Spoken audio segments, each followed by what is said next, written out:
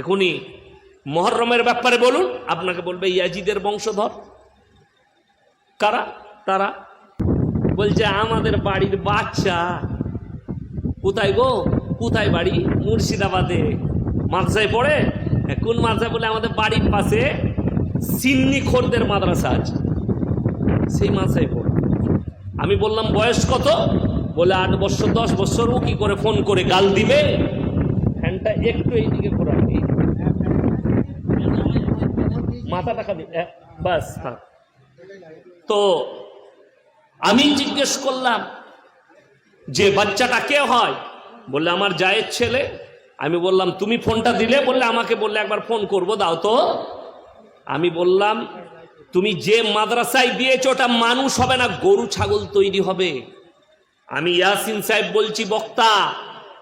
তোমার ওই বাচ্চা যে তালবিলিম, তার মৌলবি তাকে ফোন করে গাল দিতে বলছে ওই বাচ্চা ছেলেটাকে। কারা?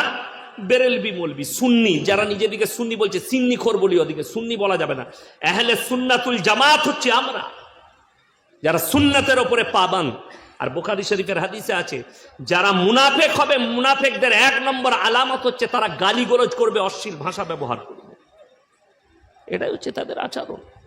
এখনই মুহররমের ব্যাপারে বলুন, আপনাকে বলবে ইয়াজিদের বংশধর।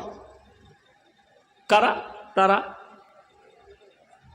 অথচ একটা বুদ্ধিমান লোক, একটা শিক্ষিত লোককে কালকে দুবরাজপুরে জিজ্ঞেস করবেন, ইয়াসিন সাহেব বলে গেছে তোমাদের বাম মরে গেলে তোমরা কি করো?